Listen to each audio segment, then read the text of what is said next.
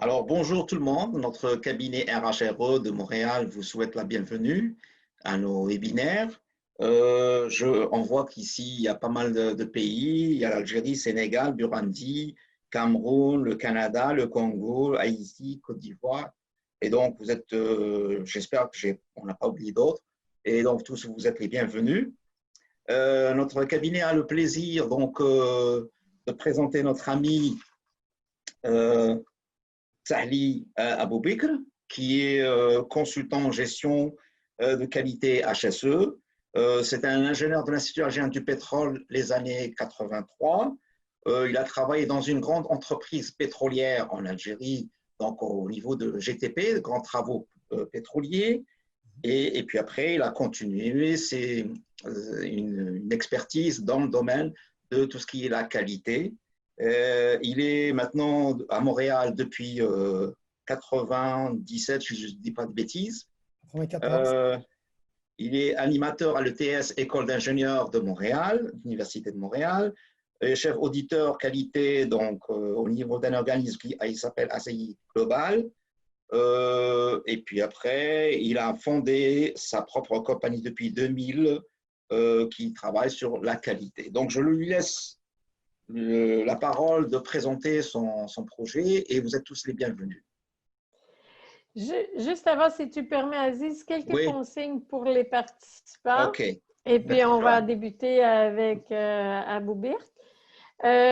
Pour ceux qui ont l'habitude, ça va être un petit rappel, un petit refresh, comme on dit. Et pour les autres qui sont dans leur premier webinaire, on va vous inviter à regarder votre barre défilante dans le bas de votre ordinateur. Et le premier, ça va être le chat. Le chat, et je vois qu'il y a déjà des personnes qui ont répondu au chat. Bonjour à tous, j'ai hâte d'apprendre sur le processus. Et ça vous permet d'être en contact et on va vous lancer quelques questions sur lesquelles vous pourrez répondre de façon très conviviale au niveau du chat. Le deuxième point, c'est qu'il y aura aussi un sondage, une question de sondage qui vous sera lancée par Aziz et que vous pourrez répondre. Encore une fois, on verra les résultats de chacun. Le questions et réponses, le fameux Q&A en anglais, le questions et réponses, c'est les questions que vous souhaitez adresser à M. Sahli et que nous pourrons prendre à la fin de la période. Donc, nous allons céder bientôt la parole à M. Sahli qui va nous donner sa présentation. M. Chaïb et moi-même, on va prendre vos remarques, vos commentaires en chat et vos questions aussi. Et vers 10h45, on pourra ouvrir le débat et même, comme on est un petit comité, on pourra ouvrir les micros de chacun, ce qui sera encore plus convivial. Et on viendra créer un atelier d'échange pour le thème que M. Sahli veut nous présenter. À la fin, on verra dans la conclusion, on pourra vous donner d'autres informations sur ce qui viendra à la suite du webinaire, comme le partage des documents et peut-être d'autres éléments que M. Sahli veut partager avec l'auditoire. Donc, bon webinaire à tous. Je te laisse la parole, Abou. D'accord, merci. Alors, bonjour tout le monde. Bonjour tout le monde. Est-ce que tout le monde m'entend? Juste pour m'assurer que tout le monde est là, tout le monde entend?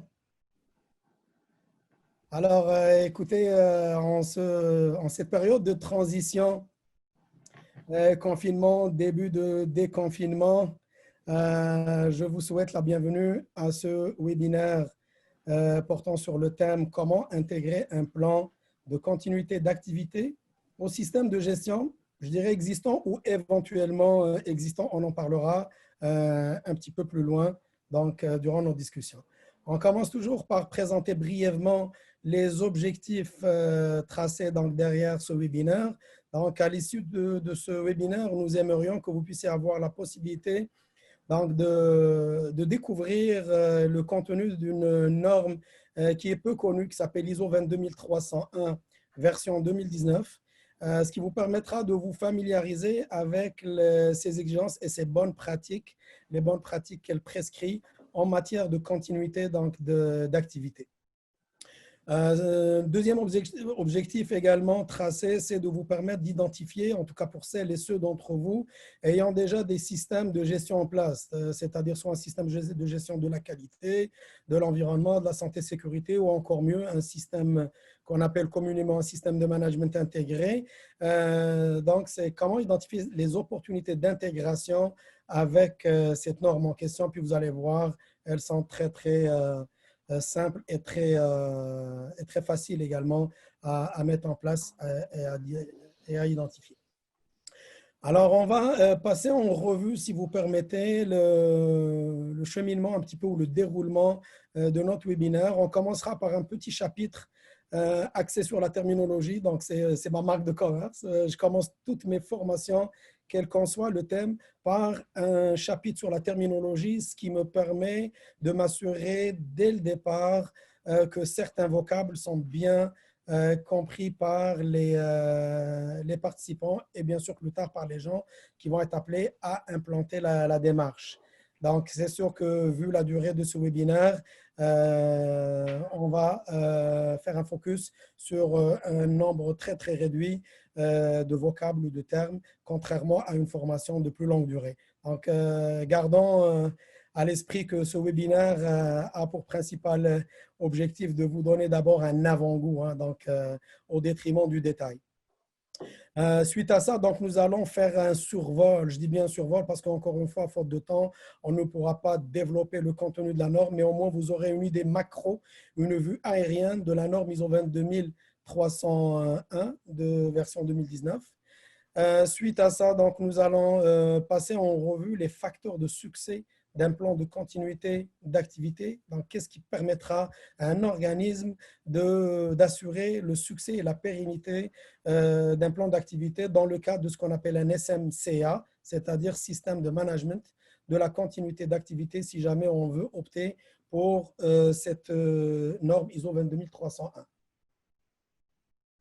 Et pour être également cohérent et conforme avec notre objectif de départ qu'on vient de décliner, nous allons voir ensemble rapidement quels sont les éléments facilitants et facilitateurs qui nous permettent donc d'arrimer un système de management de la continuité d'activité à des systèmes de gestion éventuellement déjà en place. Et à la fin, bien sûr, notre ami et collègue Aziz va prendre la parole pour ouvrir le bal des questions donc, et échanges. Alors, nous voici donc d'emblée directement sur le chapitre terminologie relative donc, à cette norme ISO 22301. Et avant d'aller donc plus loin au niveau de la terminologie, j'ai une petite question que je propose en chat et qui est la suivante. Que signifie pour vous l'acronyme ISO? On sait très bien que dans le cadre de ce genre de webinaire, on ne connaît pas à l'avance les participants et donc on ne sait pas à l'avance quelles sont les connaissances des uns et des autres par rapport au domaine de la qualité, par rapport au domaine normatif et aux normes ISO. Donc, juste l'acronyme ISO, je vous invite à utiliser donc, le module chat pour nous faire part de vos réponses. Et, donc, Aziz et Abou, Joanne vont, si tu le oui, permets, oui, à ce stade-ci, il y a M. Dagenet qui nous dit International Standard Organization. d'accord. Ça, c'est vraiment l'acronyme, je crois. Hein? On va voir, on va voir. Je dis rien pour le moment pour ne pas influencer les autres. Equal, donc Haj, Ali nous dit equal. OK. N'hésitez pas à répondre, hein? Il n'y a pas de bonne ou de mauvaise Non, réponse, c'est c'est ça, vraiment. c'est pas un quiz, hein. Ouais.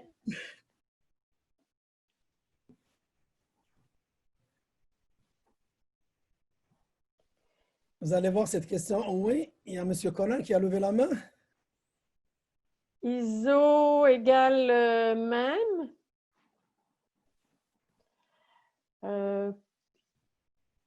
Pour l'instant, il n'y a pas encore de questions. On n'a pas parlé des icônes pour les réactions. Si vous levez la main, M. Conan, on vous invite à utiliser le chat. Ouais. Ou encore le questions et réponses si vous avez des questions que vous voulez poser par la suite à M. Aboubik. Donc, en gros, Abou, c'est ça un peu, c'est International Standard Organization, ISO, la même chose, et Organisation mondiale de la normalisation, nous dit Abdou Mahama. Très bien. Alors, en tout cas, merci pour vos réponses. Je ne dirais pas que c'était une question piège, mais c'est plutôt, moi, je la vois comme étant une question qui nous permet de lever le voile sur un acronyme dont pratiquement tout le monde entend parler, mais peut-être beaucoup d'incompréhension par rapport à cet acronyme-là. Une des réponses qui revient le plus souvent, partout que ce soit ici en Amérique du Nord, en Europe ou en Afrique, c'est International Standardization Organization et qui, permettez-moi de vous dire que ce n'est pas la bonne réponse parce que si vous rentrez sur le site de l'Organisation internationale de normalisation dans sa version anglaise, vous allez trouver plutôt IOS. Qui veut dire quoi? Qui veut dire International Organization for Standardization. Donc, la véritable appellation de l'Organisation internationale de normalisation telle qu'on pourrait la traduire de façon correcte en anglais, ça serait International Organization Standardization. Donc, finalement, le I de International, le S de Standardization et le O de Organization, ce n'est ni plus ni moins qu'un pur hasard qui fait que ces trois initiales correspondent, mais pas dans l'ordre, parce que comme je viens de le dire, la véritable réponse serait IOS. Mais en fait, j'ai entendu d'autres bonnes réponses, c'est-à-dire égal. Effectivement, c'est un préfixe. Donc, en langue française, ce qui débute un mot, on l'appelle un préfixe. C'est un préfixe d'origine latine et qui veut dire égal. Alors, vous avez certainement entendu parler des triangles isocèles. À l'époque, on nous avait appris ça, je pense, au primaire ou un petit peu après. Les gens qui ont fait thermodynamique, ils ont dû certainement entendre parler de tout ce qui est isotherme, isobar, isocore, c'est-à-dire égal. Donc, je ne vais pas m'étaler beaucoup là-dessus, mais juste pour vous dire que égal était un nom important que les rédacteurs de la première norme ISO ont voulu trouver pour mettre tous les gens d'accord sur un nom. C'est-à-dire que lorsqu'on met en place des pratiques dans une entreprise dans le cadre d'un système de gestion, quel qu'il soit, qualité, environnement, santé, sécurité ou autre, il est très important d'opter pour des pratiques uniformes. Hein, c'est-à-dire que c'est pourquoi il est important aujourd'hui de rédiger soit des procédures ou des guides ou des modes opératoires, des instructions de travail. C'est justement pour que les différentes personnes qui puissent intervenir dans telle ou telle activité puissent le faire de la même façon, d'une façon uniforme. Et c'est là où une lumière s'est allumée et on dit « Ah, uniforme égal ». Alors voici, donc c'était l'objet de cette première question. On n'ira pas donc plus loin par rapport à ça. J'espère que le message est passé. Et nous allons tout de suite enchaîner avec quelques vocables, mais vraiment là, la liste, vous allez voir, elle est très réduite parce que le temps ne nous permet pas d'aller plus loin que ça. Dans le cadre d'une prochaine formation vraiment beaucoup plus détaillée et poussée, nous allons donc en découvrir donc davantage. Alors, vous voyez bien en haut du titre que les termes que je présente, leurs définitions que je vais présenter dans un petit moment, viennent directement et textuellement et intégralement de la norme ISO 22300 2018. Donc, à ne pas confondre avec 22301 2019 dont nous allons parler. Donc, celle dont nous allons parler, 22301 2019, c'est la norme qui présente les exigences. C'est la même analogie qu'avec ISO 9001. ISO 9001 2015 présente les exigences en matière de système de management de la qualité et en amont de cette norme, il y a la norme ISO 9000 2015 qui présente donc les principes essentiels et le vocabulaire. Donc, la même chose, le même esprit, la même logique pour la norme ISO 22300 et 301. Les années peuvent changer. Hein. Vous voyez ici, c'est 2018, alors que pour celle des exigences, c'est 2019. Alors, nous allons donc focuser, comme on dit ici au Québec, sur trois termes qui sont continuité d'activité parce que c'est un petit peu le titre de la norme et de notre webinaire. Et à partir du moment où, dans cette expression continuité d'activité, vous êtes d'accord avec moi que le terme continuité sous-entend quoi? Ben, sous-entend soit un bris, soit une discontinuité, soit une perturbation subie par nos activités. C'est pourquoi la logique et le bon sens voulaient que j'enchaîne avec le terme perturbation. Tout le monde en entend parler et tout le monde a dû subir cette perturbation. Qui d'entre nous n'a pas été perturbé durant cette période due à la pandémie de la COVID-19, soit sur le plan personnel, familial, social, professionnel, etc. Et donc, avec ça, on va voir un vocable plutôt pratico-pratique, c'est-à-dire un plan de continuité d'activité. Et nous allons tout de suite donc passer en revue les définitions donc prises textuellement, copier-coller. Il n'y a aucun mot qui vient de moi. C'est copié fidèlement de la norme ISO 22300. Et celles et ceux d'entre vous qui sont déjà initiés avec les normes ISO reconnaissent tout de suite le style, que lorsque vous lisez une définition donnée par une norme ISO et que vous voyez à l'intérieur de cette définition interne qui est écrite en gras, à côté duquel ou après ce terme-là, il y a un chiffre entre parenthèses, comme ici, organisme, c'est écrit en gras, ensuite 3.21, ça veut dire que vous aurez compris tout simplement que ce terme fait également l'objet d'une définition donnée par la norme, donc sous le numéro 321. Nous n'allons pas vraiment regarder tout ça en détail. On va tout de suite essayer de comprendre l'essentiel de cette expression. Continuité d'activité, regardez, ça commence par un mot fort, c'est la capacité, un synonyme de capacité, aptitude. Donc, c'est l'aptitude d'un organisme ou d'une organisation, d'une compagnie à poursuivre. Donc, c'est vrai, donc il y a la notion d'effort, à poursuivre la livraison de ces produits ou la fourniture de ces services ou la prestation de ces services dans des délais acceptables à une capacité donc prédéfinie durant une perturbation. Voilà, donc c'est déjà important d'avoir une idée sur ce vocable-là et nous allons voir tout de suite ce que c'est qu'une perturbation. N'importe qui pourrait lire la définition donnée par le Larousse ou le petit Robert, mais nous allons voir un peu ce que dit la norme ISO 22300 de ce terme-là. C'est un incident qui peut être anticipé ou non. Donc, il y a des incidents dans la vie d'une entreprise ou dans la vie d'une personne ou dans la vie d'une famille ou d'un groupe ou d'une équipe qui peuvent être anticipés, mais force est de constater que la pandémie que nous subissons présentement n'était pas anticipée. Donc voilà, c'est donc un incident. Alors, qui génère, qui entraîne un écart négatif, parce qu'un écart peut être également positif. Dans notre cas, non, à partir du moment où on parle d'une perturbation, force est de constater également que l'écart ne peut être que négatif. Donc, c'est un écart négatif non planifié également par rapport à quoi? Soit par rapport à la livraison de produits ou à la prestation et fourniture de services prévus conformément à quoi? Conformément aux objectifs préalablement tracés d'un organisme. Ceci nous amène donc à parler du plan de continuité d'activité. Alors, la définition de la norme est comme suit. Donc, c'est un ensemble d'informations documentées. Et là aussi, j'ouvre une petite parenthèse et je m'adresse à celles et ceux qui ont déjà peut-être un vécu avec la norme ISO 9001. Ils vont tout de suite reconnaître que ce nouveau vocable amené par la norme ISO 9000 et 9001 était venu pour remplacer le terme procédure documentée qui existait dans les versions antérieures des normes parce que c'était un petit peu mal perçu à l'époque. Donc, une information documentée, ça peut être une procédure, ça peut être un support, peu importe. Donc, c'est très large comme vocable. Donc, c'est au pluriel. Donc, c'est l'ensemble des informations documentées qui vont avoir donc, une utilité. Elles vont donc servir de plateforme et de guide pour nous aider à répondre. Donc, regardez un mot-clé ici, répondre, donc avoir une capacité de réponse. Alors, parce que la perturbation, quand on l'a subie, elle vient nous secouer, elle vient provoquer une onde de choc. Eh bien, au lieu de nous assommer, il faudrait qu'on réponde tout en restant vigilant et serein.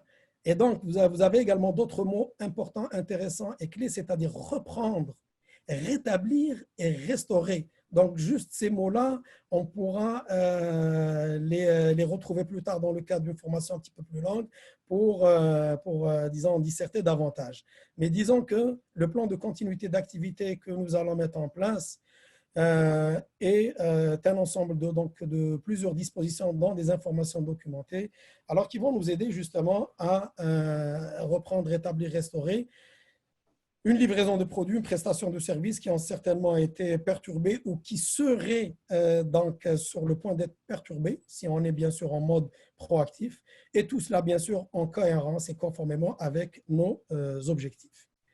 Alors voilà, donc je ne voulais pas rester plus longtemps sur ce chapitre-là. L'idée, c'était juste de vous donner un avant-goût de quelques vocables utilisés par la norme parce que cette norme va les reprendre dans l'ensemble de ces articles que nous allons passer en revue également de façon vraiment sommaire et macro à travers le chapitre que vous voyez ici que j'ai intitulé « Structure de la norme ISO 22301-2019 ».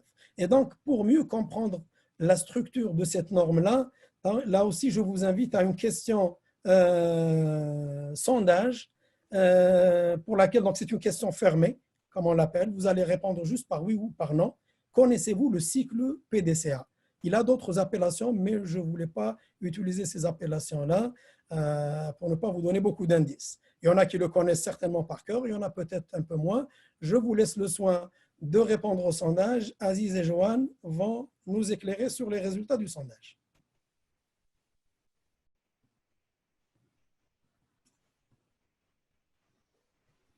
Est-ce que, Aziz, tu peux lancer le sondage? On a un bon 50-50%. Hein?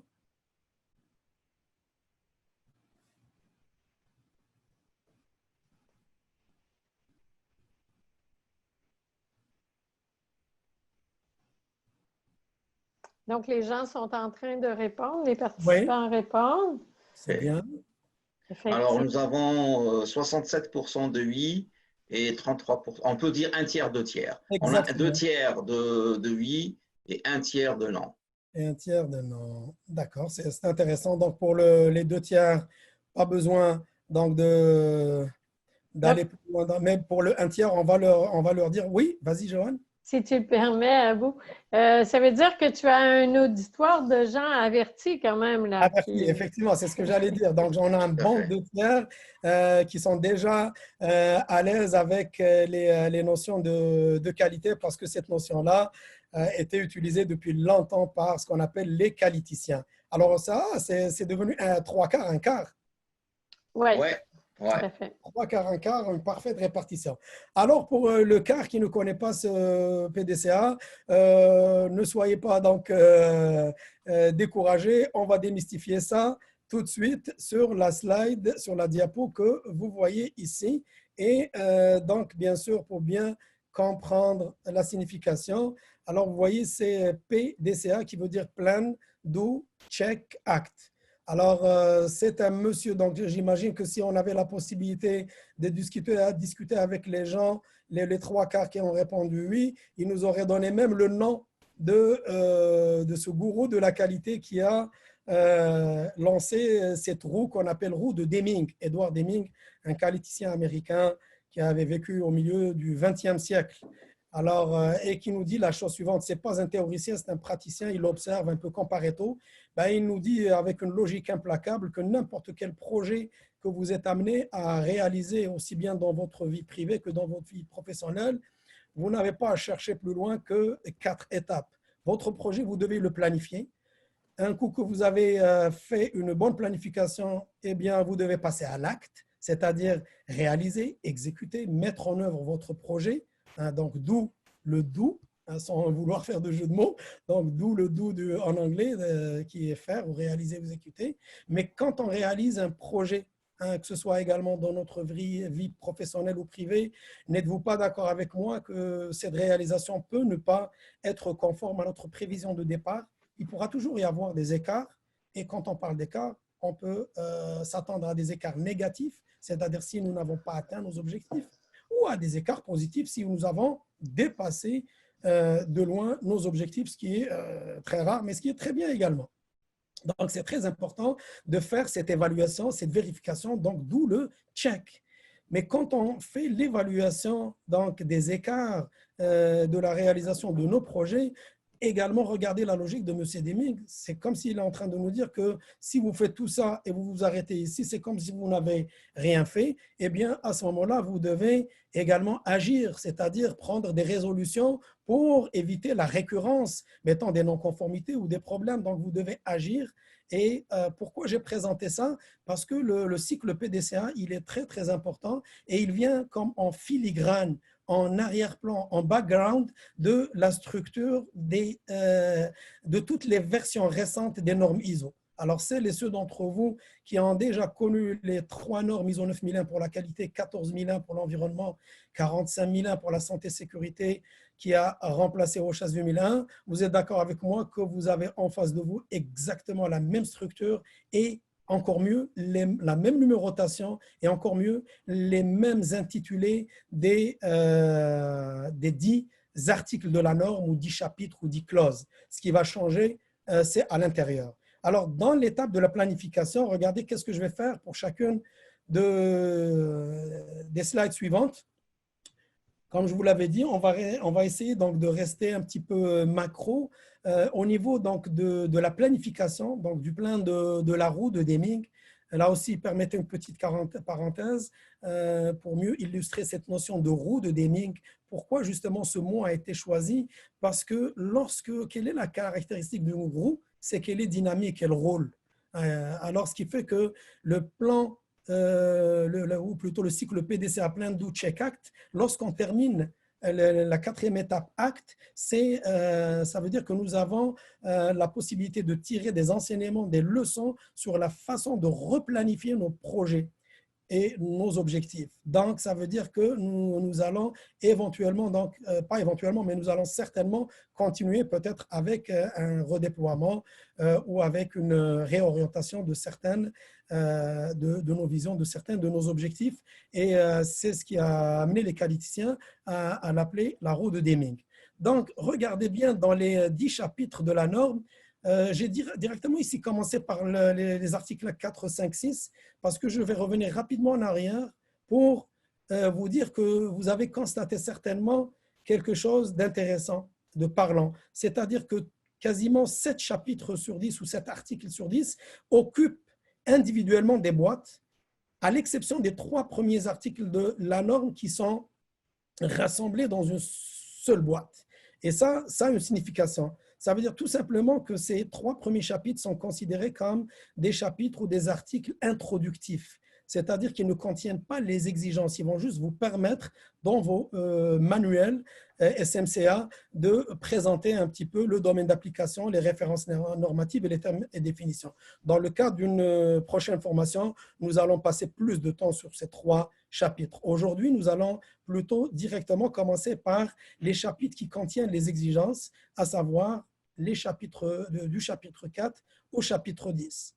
Et ce que vous voyez également d'important sur cette slide, c'est l'importance accordée à l'étape de planification.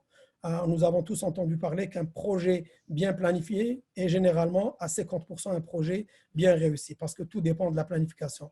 Alors, c'est ce qui fait que 3 chapitres de cette norme-là ont été, si vous voulez, associés à l'étape de la planification et qui sont le contexte de l'organisme, le leadership et la planification. Là aussi, dans le cadre d'une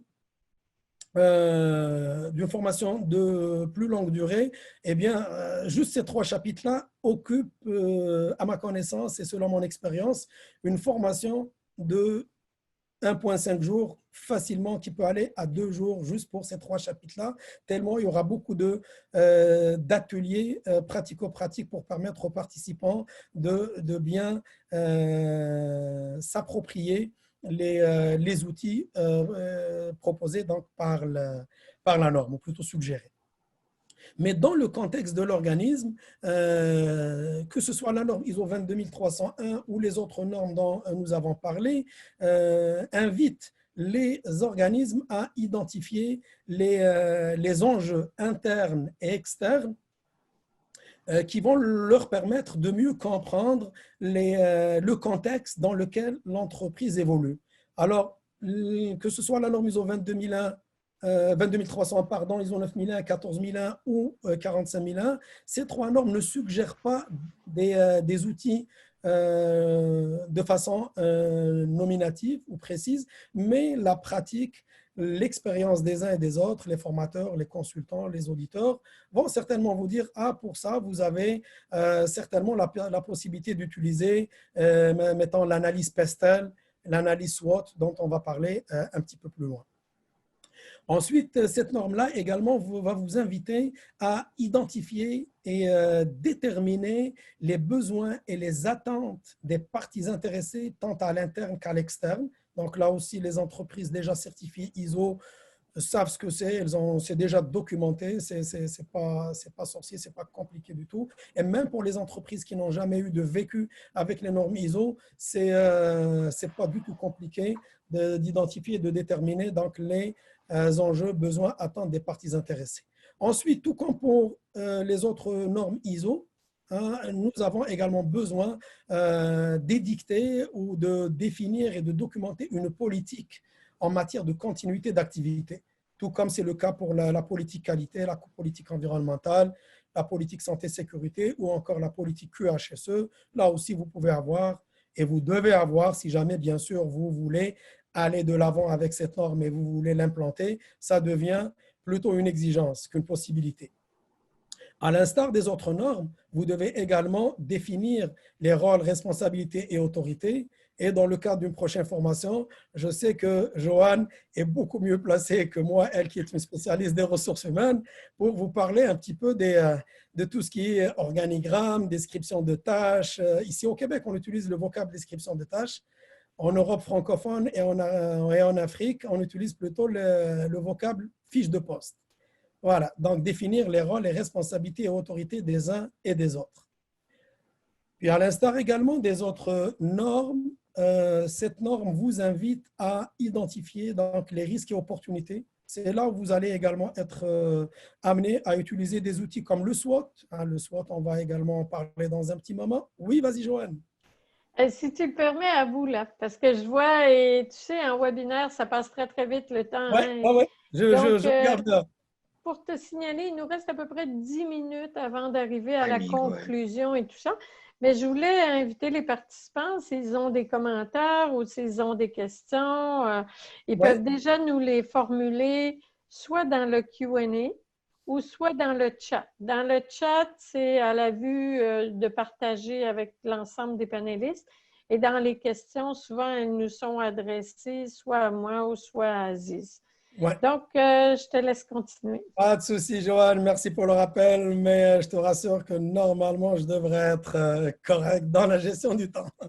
Alors, donc voilà, les risques et opportunités, c'est également un exercice très, très passionnant, intéressant, important, détaillé, parce que vous allez commencer de façon macro, générer un maximum de risques, et puis en utilisant des outils de hiérarchisation ou de priorisation, vous allez donc pouvoir identifier les risques critiques, les risques majeurs, ainsi que les opportunités vraiment à saisir. Et bien sûr, à l'instar également des autres normes, vous devez tout ça, tout ce que vous avez, tout ce qu'on vient d'énumérer, doit servir de plateforme pour pouvoir se fixer des objectifs en matière de continuité d'activité, tel que c'est le cas pour les objectifs qualité, environnementaux et santé-sécurité. Donc, voici en gros ce qu'on peut dire de façon très, mais alors là, très macro, des trois articles de la norme 4, 5, 6 qu'on met dans le P du PDCA. Nous allons regarder maintenant les deux autres chapitres qui ont été associés au bout de la roue de Deming, qui sont support et fonctionnement opérationnel ou fonctionnement tout court. Et ça, c'est important parce que vous êtes d'accord avec moi qu'avant de pouvoir réaliser n'importe quel projet, en amont de cette réalisation, eh bien, on a besoin d'être supporter, d'être soutenu. Donc, il y a des activités et il y a des fonctions de support et de soutien qui viennent donc nous soutenir pour ne pas nous fragiliser durant le fonctionnement, durant la mise en œuvre des opérations, parce que c'est important. Là aussi, plus tard, Joanne aura des choses à dire par rapport aux ressources, notamment les ressources humaines. Mais ici, quand la norme parle de ressources, c'est dans le sens global, c'est-à-dire ressources humaines, matérielles, financières, temporelle. Ensuite, il y a aussi également la formation et la sensibilisation, tout comme les autres normes ISO 9001, 14001, 45001. C'est une forme de support.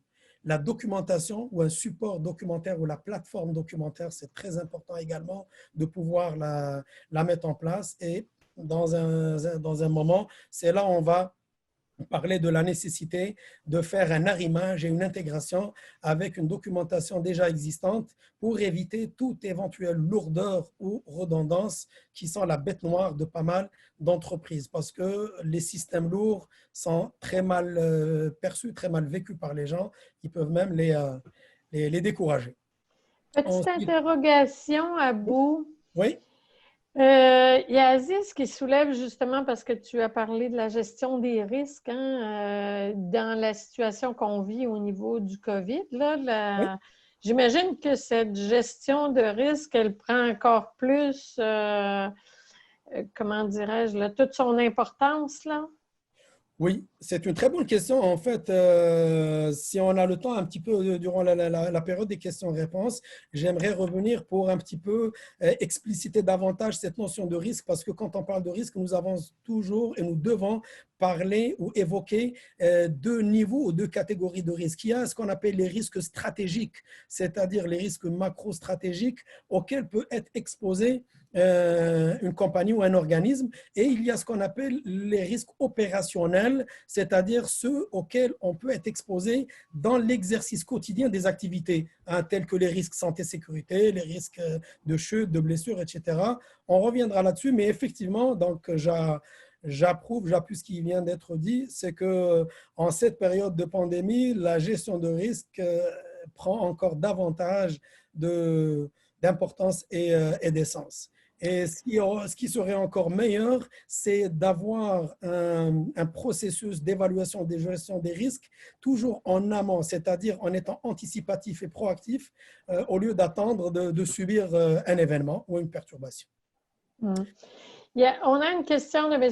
Isidore qui nous dit rapidement, pour après te laisser aller vers les dernières diapos et la conclusion. Oui, d'accord. M. Isidore nous demande, existe-t-il des organismes, organisations, domaines pour lesquels la mise en œuvre de la norme est plus pertinente que d'autres?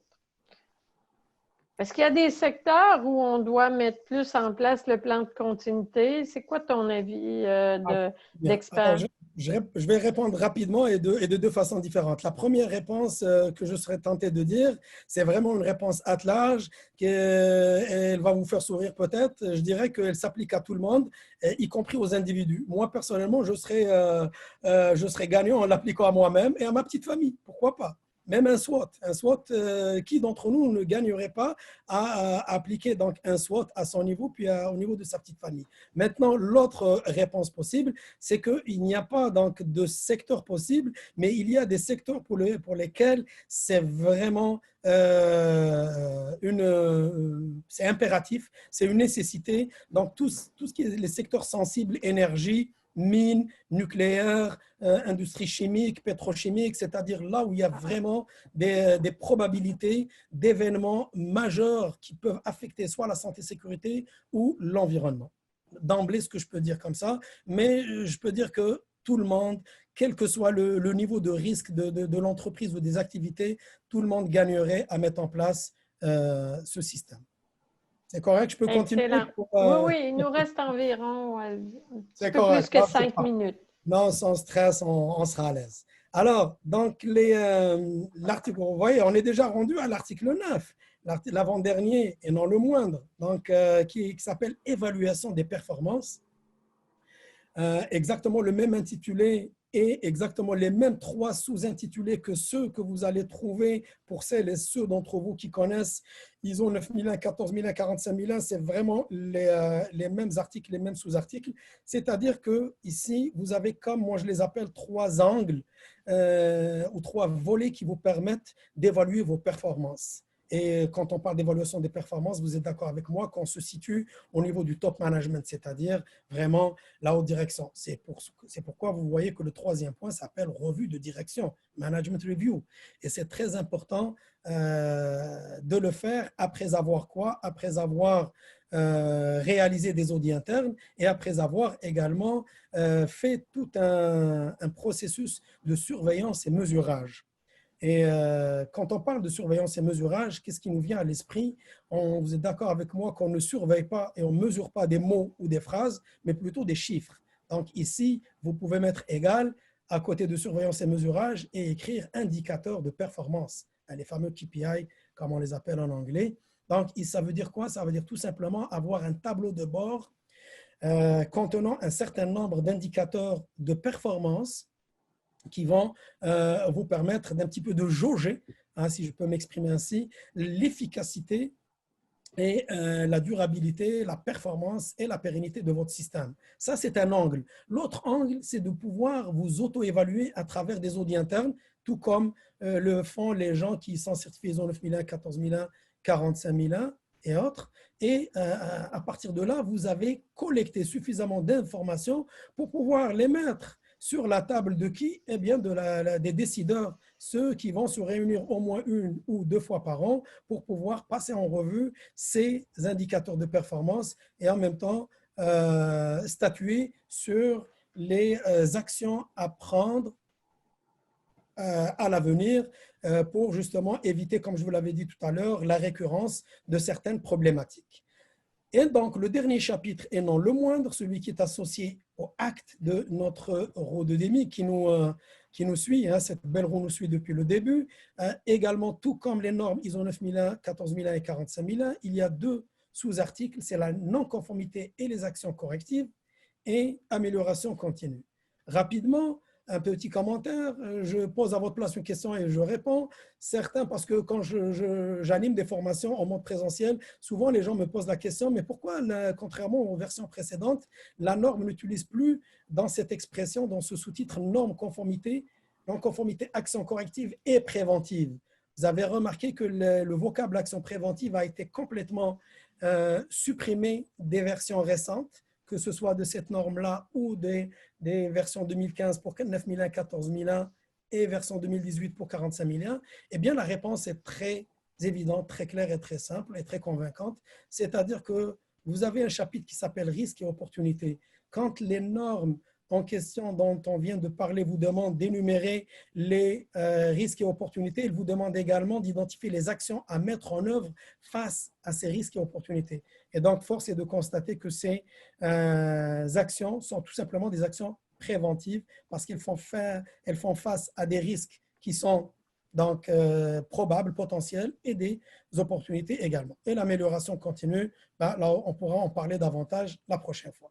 Il nous reste peut-être 3 petites minutes pour passer en revue rapidement 2 dernières slides. Donc, les facteurs que j'ai appelés facteurs de succès d'un système de management de la continuité d'activité. Je vous invite à vous familiariser avec cette abréviation, tout comme les autres, tels SMQ pour la qualité, SME pour l'enregistrement, pour l'environnement, excusez, SST pour la santé et sécurité au travail et SMI pour les systèmes de management intégré. Donc, tout comme pour les autres démarches, il est très important qu'il y ait d'abord, en amont de tout ça, une conviction de la haute direction. On ne peut pas et on ne doit pas implanter ce genre de démarche parce que c'est imposé par un donneur d'ordre ou par une autorité réglementaire ou par un client. Donc, c'est important qu'il y ait d'abord une conviction. C'est important également d'encourager toute approche collégiale et le travail d'équipe et de déployer donc les outils, faire en sorte que ces outils restent vivants et les déployer, les faire vivre sur le terrain, tels que donc l'analyse PESTEL.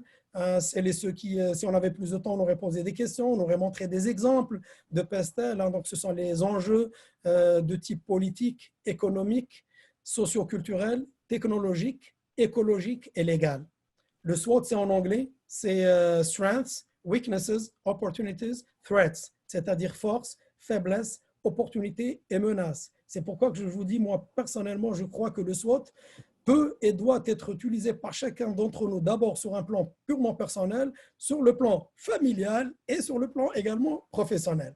Ensuite, nous avons l'évaluation des risques, les objectifs et les indicateurs de performance, des exercices de simulation. Ah, c'est nouveau, hein, c'est tout comme ISO 14001 et ISO 45001.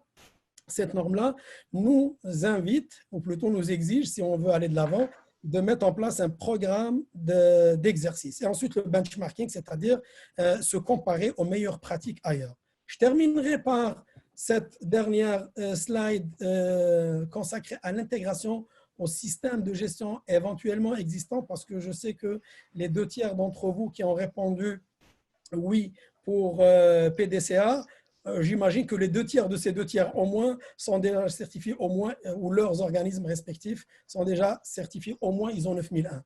Alors, comme vous l'avez constaté depuis le début, la structure unifiée, identique, superposable, calcable de ces 4 normes, ISO 22301, 9001, 14001 et 45001, va certainement vous rendre la vie beaucoup plus facile, beaucoup plus aisée pour arriver à une très, très belle intégration dont on rêvait. À l'époque, ce n'était pas possible, même avec les 3 autres normes. Le deuxième facteur de succès, c'est l'avantage à celles et ceux d'entre vous qui ont déjà un système, parce qu'elles ne vont pas repartir de zéro. Vous n'avez qu'à faire des petites mises à jour à vos enjeux, contextes et autres, risques, opportunités. Et donc, à partir du moment où vous avez des systèmes en place, et je terminerai par ça, un petit conseil, attention aux redondances et aux lourdeurs. C'est-à-dire que quand vous utilisez des documents existants, des pratiques existantes, faites en sorte pour que les mêmes documents puissent répondre à 2, 3, 4 problématiques relevant des 3 ou 4 normes. Donc, sur ce, je pense avoir été conforme à mon timing. Johan, Nazi? Très bien. Donc, si tu permets, il y a une question d'une certaine Bahia Hajali. La norme ISO 9001 exige d'identifier les risques, de même que l'ISO 45001, et par la suite mettre en œuvre des mesures nécessaires pour contrôler ces risques. Le Covid-19 est un risque biologique qui devrait être intégré dans l'analyse SST et qualité, car c'est des répercussions sur la pérennité de l'organisme. De plus, les normes demande d'identifier toutes les situations d'urgence. Donc là, la question elle est posée. Donc ma question est quelle est la plus-value de ISO 22301 par rapport à tout ça? Très bien, très bonne question, Bahia. Je te remercie d'abord de te joindre aujourd'hui parmi nous. Bahia nous vient de Rivière-du-Loup.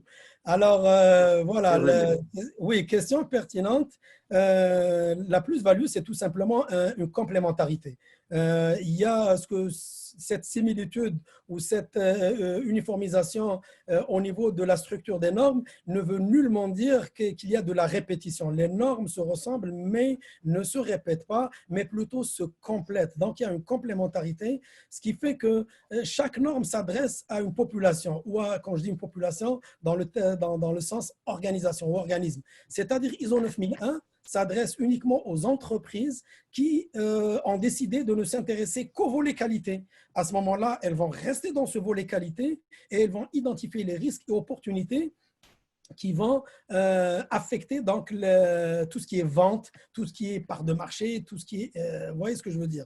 La 14001, ça va être beaucoup plus tout ce qui est environnement, écologie, développement durable. Santé, sécurité, c'est également des risques opérationnels par rapport aux activités et aux tâches. Mais la norme ISO 22301, c'est comme si elle vient de nous ouvrir une autre fenêtre, une autre lumière pour nous dire tout ce que vous avez fait. Si vous avez eu l'occasion d'implanter ces 3 normes, c'est très beau. Eh bien, complétez juste votre beau travail par la cerise sur le gâteau et venez lui intégrer judicieusement et harmonieusement des pratiques spécifiques à ISO 22301.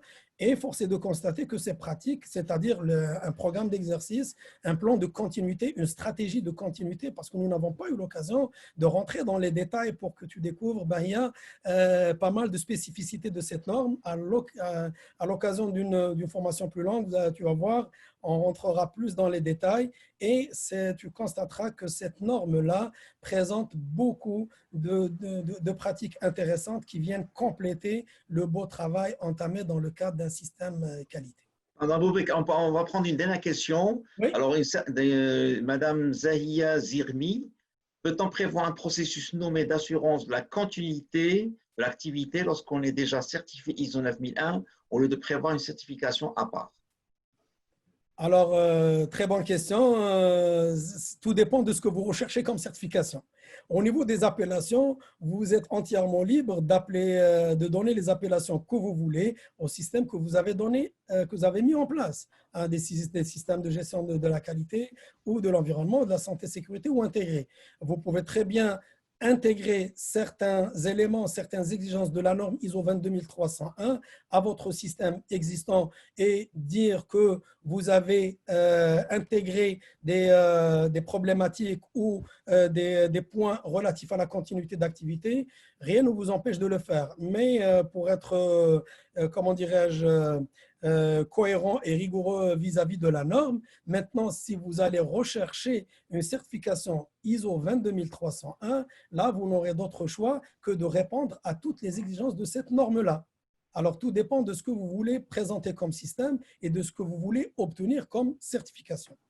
Je ne sais pas si j'ai bien répondu à la question. Je pense, si tu le permets à vous, je voudrais peut-être compléter ou revenir sur cette notion de complémentarité des normes et tout. Et puis moi, il y a un élément que j'insiste toujours, c'est qu'il n'est pas nécessaire d'être certifié pour appliquer une bonne pratique.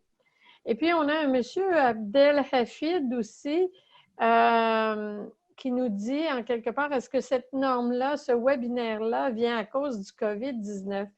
Et c'est là que je veux faire la différence. C'est que, et je fais le lien aussi avec un webinaire qu'on a présenté la semaine dernière sur la reprise en milieu de travail des employés. C'est que la pandémie du COVID-19 nous oblige à faire face à des situations qu'on n'a jamais fait face en tant que gestionnaire RH, en tant que manager, en tant que dirigeant d'entreprise.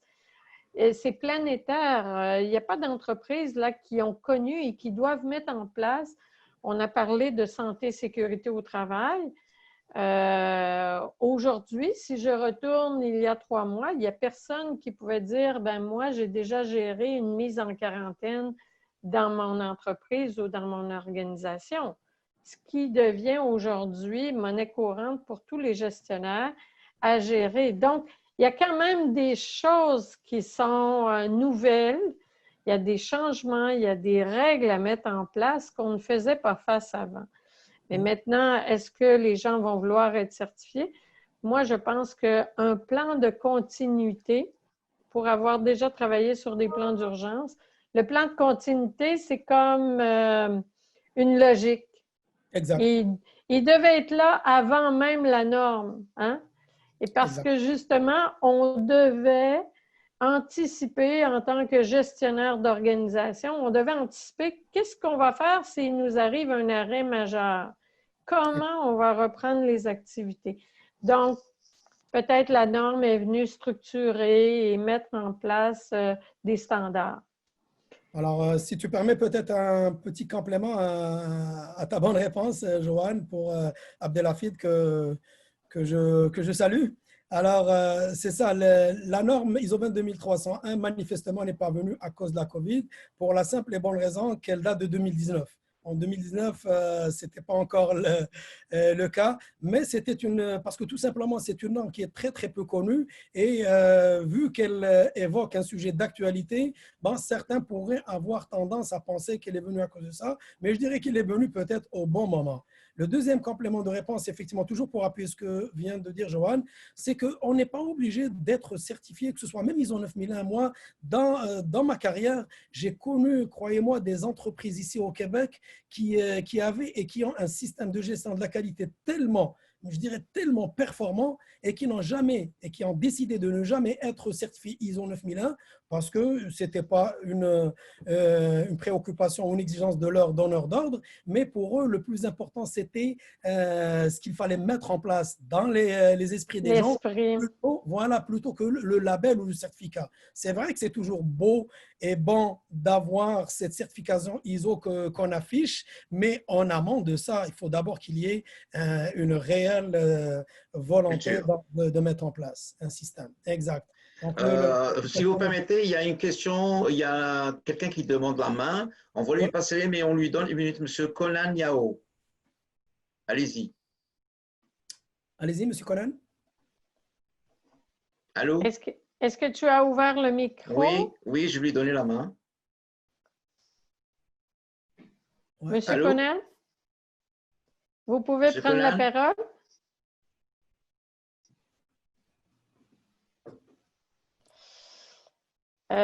Peut-être Est-ce qu'il peut pas activer son que... micro? Allô, Oui, Conan? Monsieur Conan? il suffit d'activer votre micro.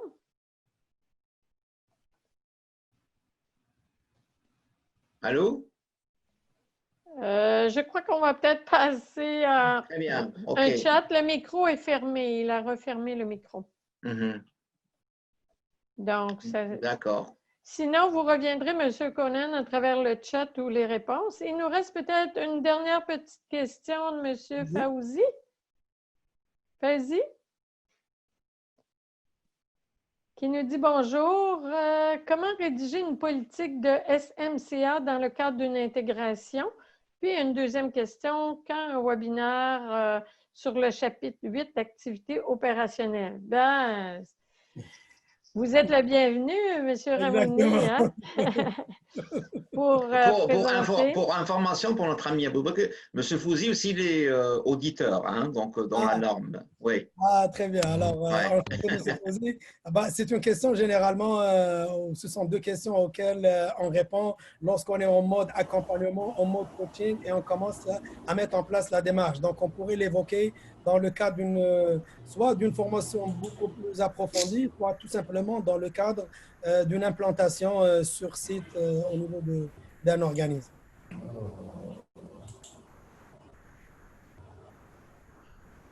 Est-ce qu'il y a une dernière question? Est-ce que monsieur...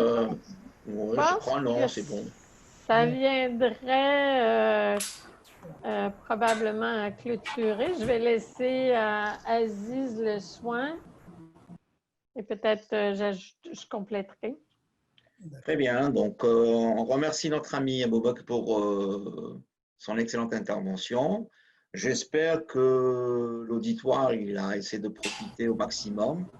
Et donc, on tient à informer nos amis que notre cabinet RHRE lance d'autres webinaires avec Madame Karen Diaz demain, je crois. C'est les billets. Donc, là, je laisse Joanne qui présente le projet. Et notre cabinet RHRE va lancer d'autres formations ou webinaires qui seront affichés dans notre site www.cccrhre.com. Merci. Et donc une formation sera annoncée pour le mois de novembre à Marrakech. Exactement. Voilà. Sur justement la mise en place du plan de continuité, que ce soit pour les entreprises, organisations certifiées ou non certifiées, mais qui veulent justement implanter les bonnes pratiques à ce niveau-là. Un petit mot sur le webinaire de Mme Diaz qui sera demain. Vous savez, encore une fois, il y a des sujets d'actualité qui ont touché l'ensemble de la planète, soit toutes les questions de préjugés, de racisme, de discrimination systémique. Donc, demain, Mme Diaz, c'est un webinaire qui va être en anglais parce qu'au cabinet, on dessert francophone et anglophone. Et puis, elle va nous entretenir justement de comment on peut, dans une organisation, diminuer l'impact de la discrimination systémique ou des biais inconscients qu'on peut avoir dans notre gestion de tous les jours, gestion d'équipe, recrutement, application des sanctions, etc., qui touchent le management. Donc, encore une fois, je me joins à Aziz pour remercier Aboubakr et tous les participants qui se sont joints à nous. Vous recevrez dans les jours qui suivent la présentation du document qui vous a été affiché aujourd'hui. Et puis, n'hésitez pas aussi à partager le prochain vidéo qui sera en ligne comme ça avec vos collègues et à nous revenir si vous avez des suggestions, comme M. Ramouni, de peut-être compléter ce webinaire-là par, encore une fois, des questions des sujets qui vous tiennent à cœur dans votre gestion. Sur ce, bien, bonne fin de journée à tous. Bonne soirée pour ceux qui sont en décalage. Et puis, on vous dit à très bientôt.